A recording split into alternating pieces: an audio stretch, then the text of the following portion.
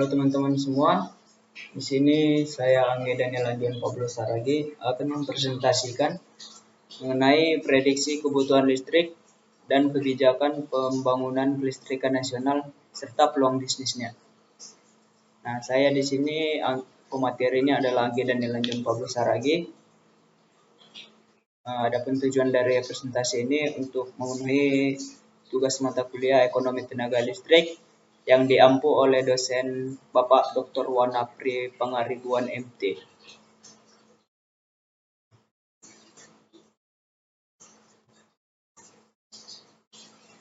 Nah, adapun poin pembahasan kali ini yang pertama itu mengenai produksi dan penjualan serta pembangunan pembangkit energi listrik. Yang kedua itu proyeksi kebutuhan listrik Indonesia. Yang ketiga, kebijakan nasional pembangunan kelistrikan. Dan yang keempat, peluang bisnis dalam sistem kelistrikan. Nah, sebelum ke poin pembahasan, kita mengetahui terlebih dahulu apa energi itu. Jadi energi itu merupakan tenaga untuk melakukan usaha atau perubahan dan tidak dapat diciptakan maupun dimusnahkan, hanya dapat dikonversi. Nah, jadi energi listrik ini dihasilkan melalui berbagai metode konversi, seperti energi mekanik, kimia, cahaya, dan nuklir. Nah, beberapa jenis pembangkit listrik yang digunakan itu meliputi PLTD, PLTA, PLTN, PLTS, PLTU, dan lainnya. Nah, jadi pemilihan jenis pembangkit listrik mempertimbangkan faktor ekonomi, ketersediaan energi, keberlanjutan, serta efisiensi distribusi. Lalu peningkatan kebutuhan listrik terus terjadi, sementara ketersediaan terbatas, menciptakan kesenjangan yang dapat dianalisis dengan teori Malthus.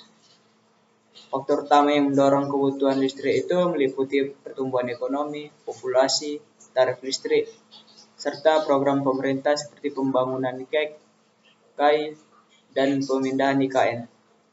Jadi oleh karena itu, ekonomi tenaga listrik harus memperhatikan efisiensi produksi, transmisi, distribusi, serta penggunaannya guna menghindari pemborosan dan memastikan keberlanjutan sistem kelistrikan nasional.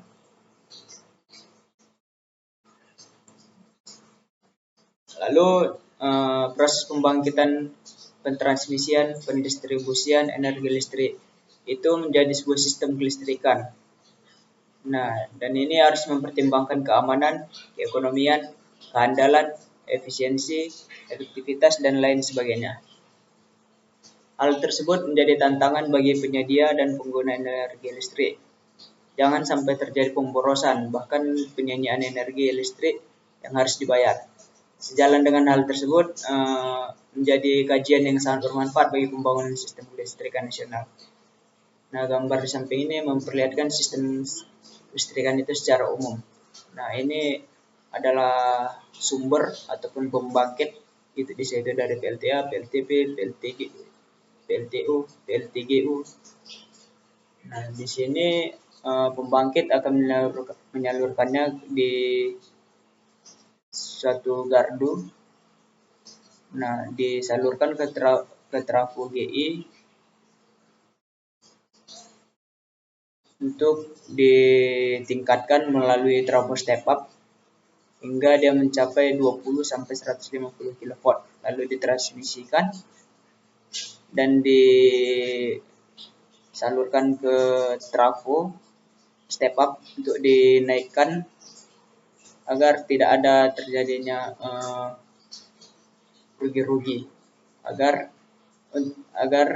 listrik yang disalurkan dapat digunakan semaksimalnya. Nah, kemudian ditransmisikan kembali ke industri itu sebesar 150 kV, kemudian ke distribusi itu 20 kV sampai 380 kV. Dari saya ulangi, di trafo distribusi ini disalurkan 20 kV ataupun 380 volt untuk rumah-rumah. Jadi 20 kV itu untuk bisnis. Nah, jadi sebelum ke distribusi ini dialirkan ataupun didistribusikan ke trafo terlebih dahulu untuk diturunkan melalui trafo step down. Nah, jadi kebutuhan energi listrik untuk industri, komersial, perumahan tahun demi tahun itu selalu mengalami peningkatan, sehingga permintaan lebih banyak daripada ketersediaan. Nah, pemerintah telah berupaya menciptakan kebijakan-kebijakan tersebut yang memberi kemudahan bagi perusahaan untuk turut serta berinvestasi dalam pembangunan kelistrikan Indonesia. Meskipun demikian, kebutuhan listrik masyarakat belum sepenuhnya dapat melayani.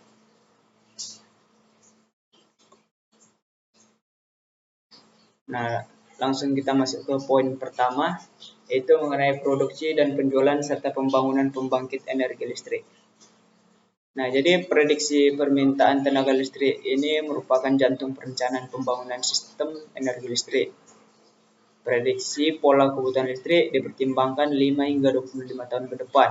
Prediksi pola kebutuhan energi listrik itu meliputi prediksi kebutuhan puncak, kemudian penggunaan faktor-faktor beban untuk pengurangan energi tahunan, prediksi KWH tahunan pada konsumen semuanya, dan melakukan prediksi faktor beban untuk pengurangan kilowattnya, kemudian prediksi kilowatt dan kilowatt horse tahunan secara tersendiri, dan memeriksa pendistribusian faktor-faktor beban secara terpisah, dan memeriksa faktor pendistribusian beban dengan bandingan pengalaman lampau.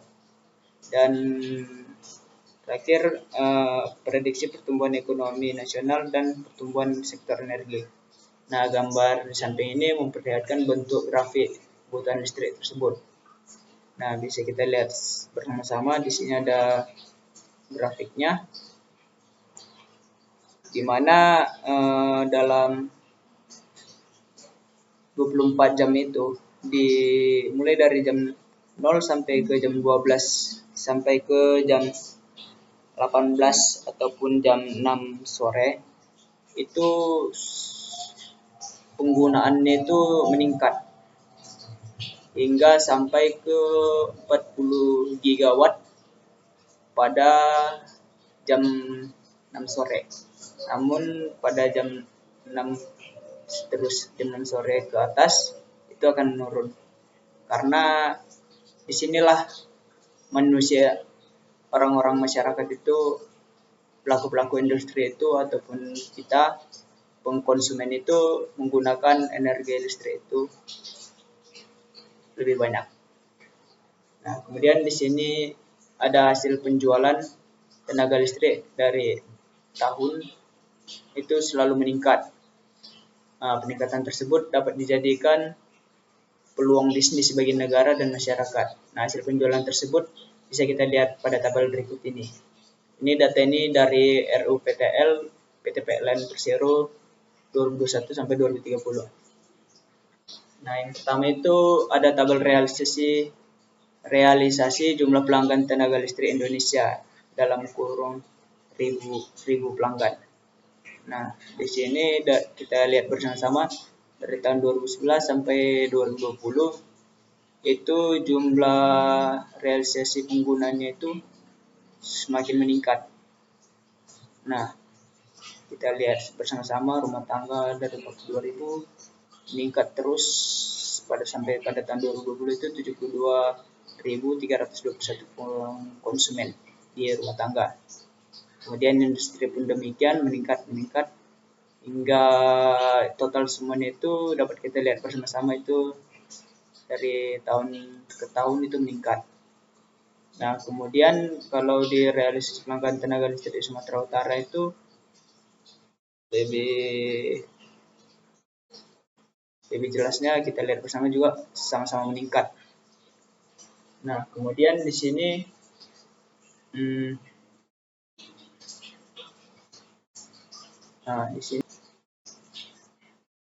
kita lanjutkan. Di sebelah kanan ini adalah realisasi hasil penjualan tenaga listrik Indonesia dalam satuan terawatt. Jadi di sini kita lihat bersama hasil penjualannya itu dari tahun 2011 itu 111,96 terawatt. kemudian pada tahun 2020 itu meningkat menjadi 257,47 terawatt. Nah, hasil penjualan ini sebanding dengan peningkatan pelanggannya. Jadi kemudian di bagian hasil penjualan tenaga listrik Sumatera Utara pun terus meningkat. Bisa kita lihat bersama-sama juga sebanding dia, mana tahun ke tahun itu meningkat. Namun pada tahun 2019 ke 2020 itu menurun dikarenakan COVID. Itu juga yang terjadi di Indonesia. Nah, kemudian kita lanjut. Nah, di sini ada realnya, itu adalah realisasi pembangunan kelistrikan Indonesia tahun 2020. Nah, di sini ada uraian mengenai beberapa pembangkit yang ada di Indonesia.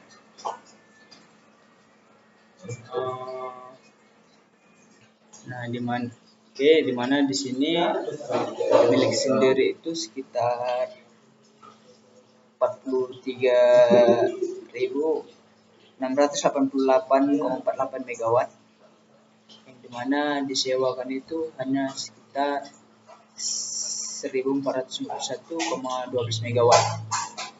Nah, kemudian dari IPP itu adalah sebesar 17.319,60 megawatt. Nah, hingga totalnya itu adalah sebesar 62.449,20 megawatt. Nah, IPP ini adalah perusahaan swasta yang menghasilkan ataupun distribusikan pembangkitnya itu pada PLN ataupun ke industri-industri. Nah, kemudian di sini ada proyeksi kebutuhan listrik Indonesia. Jadi keputusan Menteri SDM itu tahun 2021 mengenai pengesahan RUU PLN tahun 2021 sampai ke tahun 2030, dia memproyeksikan rata-rata pertumbuhan kebutuhan tenaga listrik itu sebesar 4,9% setiap tahunnya. Nah, proyeksi jumlah pelanggan itu menggambarkan peningkatan jumlah pelanggan di Indonesia. Berbagai pulau bisa kita lihat di tabel di bawah ini. Jadi pada tahun 2021 hingga pada tahun 2030 itu memproyeksikan peningkatan yang signifikan. Bisa kita lihat bersama-sama. Dan di Sumatera Utara juga memproyeksikan jumlah pelanggannya itu meningkat juga. Nah, kemudian di sini ada kebijakan ataupun poin primer kita adalah kebijakan nasional pembangunan kelistrikan. Nah, ini kita mengetahui dulu sejarah dan perkembangan PLN sebelum kita memasuki kebijakan itu. Jadi tahun 1965 itu pemerintah membentuk PLN ataupun Perusahaan Umum Listrik Negara. Dia ini mengelola sektor ketenaga listrikan nasional. Nah, perubahan besar itu terjadi pada tahun 1972 melalui Peraturan Perundangan Nomor 17 Tahun 1972 yang mengubah status Perum PLN menjadi PT PLN. Nah, dengan perubahan ini PLN diberi kewenangan penuh sebagai pemegang usaha ketenaga listrikan atau PKUK untuk seluruh wilayah Indonesia. Pada tahun 1992 melalui keputusan Presiden Nomor 37 tahun 1992, pemerintah memberikan peluang bagi pihak swasta untuk berpartisipasi dalam penyediaan tenaga listrik, khususnya di sektor pembangkitan. Nah, langkah ini bertujuan meningkatkan kapasitas dan kualitas pasokan listrik nasional. Nah, itulah tadi yang dimaksud dari IPP tadi. Nah, kebijakan nasional. Lalu kita masuk kebijakan energi nasional. Pemerintah menetapkan kebijakan energi nasional itu melalui Undang-Undang Nomor 30 Tahun 2007. Nah, di mana mencakup berbagai aspek. Yang pertama itu ketersediaan energi untuk kebutuhan nasional, Prioritas dalam pengembangan sumber energi berkelanjutan, pemanfaatan sumber daya energi nasional secara efisien dan cadangan penyangga energi nasional untuk memastikan ketahanan energi. Nah, selain itu kebijakan itu diperkuat melalui peraturan pemerintah nomor 79 tahun 2014 yang menekankan beberapa kebijakan pendukung seperti konservasi energi dan diversifikasi sumber energi, perlindungan lingkungan hidup dan keselamatan energi, subsidi dan intensif untuk sektor energi, pembangunan infrastruktur energi inklusif, kemudian pengembangan teknologi energi, kemudian peningkatan kelembapan dan sistem pendanaan sektor energi. Nah, kemudian materi selanjutnya itu percepatan pengembangan energi terbarukan. Jadi untuk mengatasi tantangan tersebut, kita bisa melihat sendiri pemerintah itu menerbitkan peraturan Presiden nomor 112 tahun 2022 yang dimana memfokuskan pada percepatan pengembangan energi terbarukan sebagai sumber listrik utama. Nah, energi terbarukan yang dimaksud itu mencakup PLTP ataupun pembangkit listrik tenaga panas bumi, pembangkit listrik tenaga air ataupun PLTA, pembangkit listrik tenaga surya atau PLTS, pembangkit listrik tenaga bayu ataupun PLTB. Bioenergi itu meliputi PLTBM, PLTBG, dan PLTBBN. Kemudian pembangkit listrik tenaga laut. Nah, kemudian di sini ada strategi pemerintah dalam pembangunan kelistrikan berkelanjutan. Nah, dalam rangka mempercepat transisi energi menuju sumber yang lebih ramah lingkungan, pemerintah merumuskan 6 strategi utama. Strategi pertama itu menarik investasi dari sektor energi terbarukan untuk meningkatkan kapasitas ramah lingkungan. Kemudian mengembangkan smart grid, lalu mendorong program REBET ataupun Renewable Energy Based Economic Development dan Renewable Energy Based Industry Development. Nah, ini bertujuan untuk mengintegrasikan energi terbarukan itu dalam pengembangan ekonomi dan industri. Kemudian yang keempat itu mengonversi pembangkit listrik tenaga diesel ke pembangkit listrik yang ramah lingkungan guna mengurangi ketergantungan pada bahan bakar fosil. Kemudian strategi kelima itu mengembangkan teknologi smart grid untuk meningkatkan keandalan pasokan listrik dan mengurangi kehilangan daya losses dalam jaringan transmisi dan distribusi. Nah, yang keenam itu menyusun rencana usaha penyediaan tenaga listrik 2021 sampai 2030 yang lebih berorientasi pada energi hijau dan meningkatkan porsi energi terbarukan dalam bauran energi nasional. Nah, yang kemudian ada peran PLN dalam implementasi energi terbarukan. Nah, di mana sebagai bagian dari kebijakan transisi energi, PT PLN itu diberikan mandat untuk membeli kelebihan tenaga listrik atau excess power dari pemegang izin usaha penyediaan tenaga listrik yang memanfaatkan energi terbarukan. Nah, langkah ini bertujuan untuk satu, itu meningkatkan proporsi energi terbarukan dalam sistem tenaga listrik nasional, kemudian memastikan kualitas dan keandalan pasokan listrik, kemudian menekankan biaya produksi listrik dengan memanfaatkan sumber energi yang lebih ekonomis dan berkelanjutan. Selanjutnya itu kita masuk ke poin keempat, itu adalah peluang bisnis dalam sistem kelistrikan. Jadi fasilitas berbisnis bagi masyarakat telah disediakan oleh pemerintah berupa payung hukum dalam bentuk undang-undang, peraturan pemerintah, peraturan presiden, dan peraturan lainnya. Selain hal tersebut, dapat dilihat kebutuhan hingga tahun 2030 sebagaimana ditampilkan pada tabel 1.8.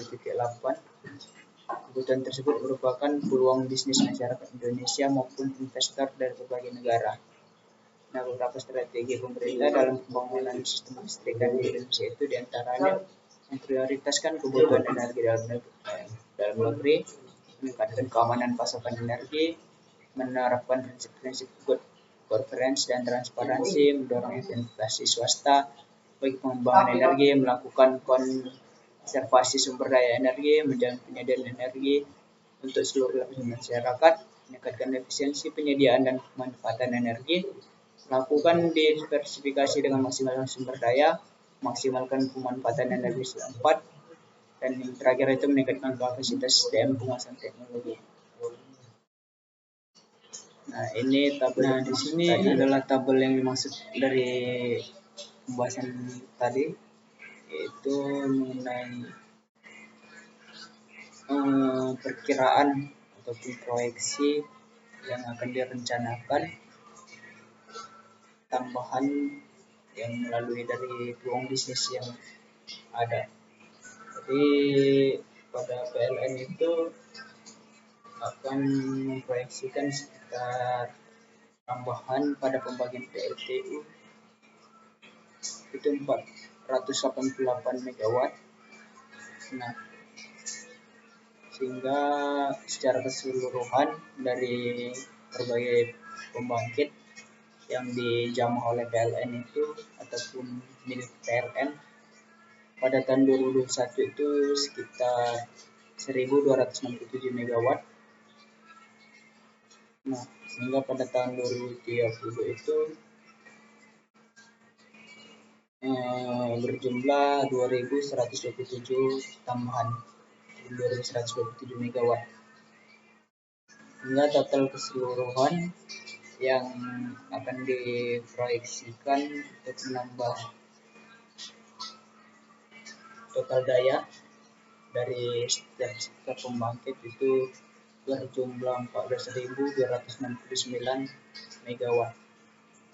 Nah, di sini IPP itu pihak swasta yang tadi kita ataupun yang saya jelaskan, mana IPP itu biasanya itu lebih besar menghasilkan ataupun menambahkan dari setiap pembangkit yang dimiliki. Nah, jadi pada tahun 2021 itu sekitar 6.818 MW, hingga pada tahun 2030 itu 1.413 MW, hingga menghasilkan total keseluruhannya itu adalah 26.000,6 MW.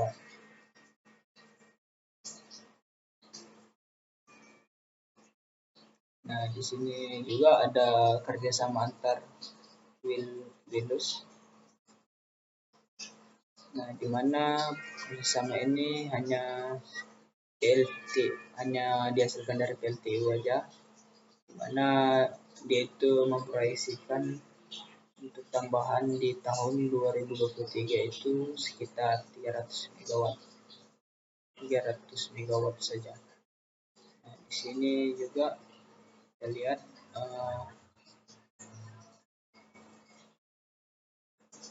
total keseluruhan dari setiap sektor pembangkit tadi, mana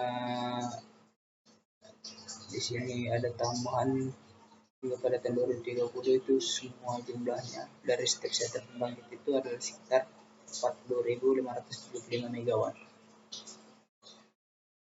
Nah, jadi ada pun kesimpulan dari materi ini yaitu mengenai pemerintah Indonesia yang melakukan berbagai upaya dalam pengembangan ataupun mengembangkan sistem ketenagaan listrikan nasional, mulai dari itu PLN hingga memberi kesempatan bagi swasta untuk berpartisipasi. Jadi kebijakan energi nasional itu harus terus diperkuat melalui regulasi untuk memastikan ketersediaan, efisiensi, dan keberlanjutan energi. Meskipun rasio elektrifikasi itu meningkat, Indonesia masih menghadapi tantangan dalam infrastruktur dan kualitas pasokan listrik. Nah, untuk mengatasinya itu, pemerintah mendorong percepatan pengembangan energi terbarukan melalui berbagai strategi seperti investasi di sektor EBT, pengembangan smart grid, dan transisi dari pembangkit berbasis fosil ke energi ramah lingkungan. Dengan langkah-langkah ini, Indonesia berupaya capai sistem ketenaga listrikan yang andal, berkelanjutan, dan lebih berorientasi pada energi bersih di masa depan. Nah, mungkin itu saja materi yang bisa saya sampaikan. Kurang lebihnya saya minta maaf. Akhir kata saya ucapkan terima kasih.